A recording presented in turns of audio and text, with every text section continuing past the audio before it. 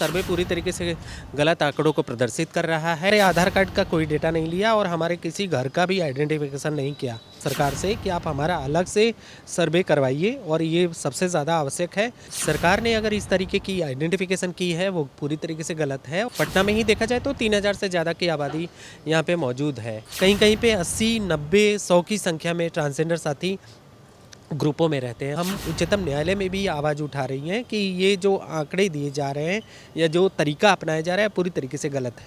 जब वो हमारी पहचान को और हमारे गणना को नहीं जोड़ सकते हैं तो और समुदाय के साथियों के साथ में क्या हुआ होगा। तो इस तरीके से 8 लाख के आसपास की आबादी पूरे बिहार में मौजूद है।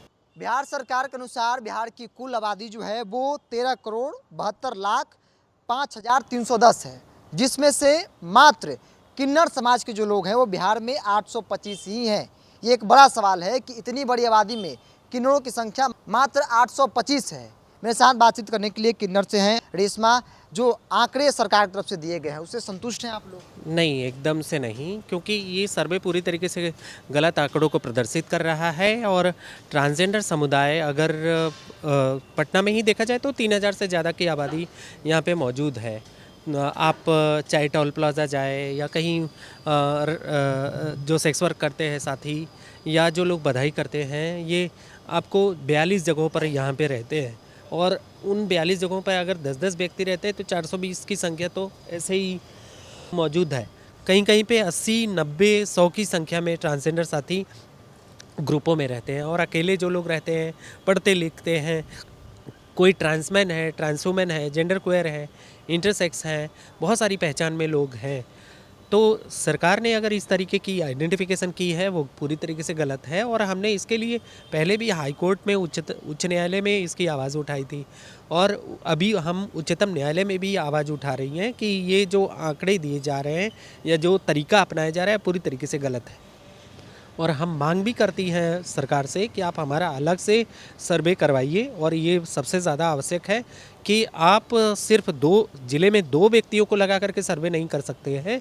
इसके लिए जिस तरीके से आपने सर्वे सेसजेंडर लोगों के लिए, महिला पुरुषों के लिए कराया है, उसी तरीके की तरीके लगाने पड़ेंगे। और इसी तरीके से आइडेंटिफिकेशन करना पड़ेगा कि हर एक पंचायतों में, हर एक जगह पर ट्रांसजेंडर व्यक्ति मौजूद हैं।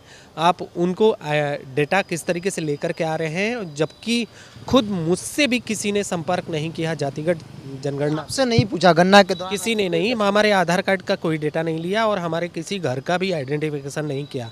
तो हम कैसे कह सकते हैं? हम 17 साल से पटना में रह रही हैं।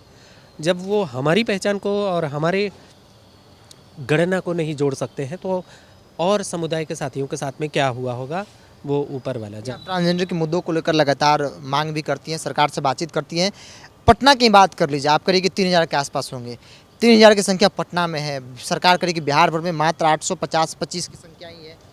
नहीं, कि सरकार दोबारा से करा पाएगी, कराएगी? अब ये तो उन सरकार के न्यायवादी सिद्धांत की बात है। जब वो कहते हैं कि हम लैंगिकता के आधार पर न्याय करते हैं, महिलाओं के लिए न्याय करते हैं, तो क्या ट्रांसजेंडर के लिए न्याय नहीं करेंगे? ये तो पूरी तरीके से अन्याय का सिद्धांत स्थापित करने की स्थितियां हो गई। तो ट्रांसजेंडर व्यक्तियों के साथ न्याय आवश्यक है। वजह क्या आपको लगता है कि आखिर क्यों इतना कम क्यों दर्शाया गया? मतलब हमारे उन्हें या तो राजनीतिक बातें हैं, हमारे वोट की कोई महत्व नहीं है, इसलिए उस तरीके से हमारे साथ अन्याय हुआ है। इस सरकार को लेकर कहा था कि नीतीश कुमार की सरकार जो है वो इस समाज के लोगों के लिए काफ़ी काम भी करते हैं, लेकिन अगर संख्या ही उनकी नहीं दिखाई जाएगी तो फिर उनकी भागीदारी कैसे सुनिश्चित होगी? निश्चित तौर पे यही तो हम बराबर लड़ती रही हैं कि आप हमें पहचानिए, हमारे मुद्दों को पहचानिए और हमारी ज़रूरतों को पहचानिए, तो तभी आप न्याय कर पाएंगे। लेकिन अगर आप जेंडर की बात करते हैं, जेंडर पे महिलाओं की बात करते हैं, तो ट्रांसजेंडर की बात भी करना ज़रूरी है, आवश्यक है कि वंचितों में वंचित को आपको समझना है, पहचानना है और उस पर आपको काम भी करना है।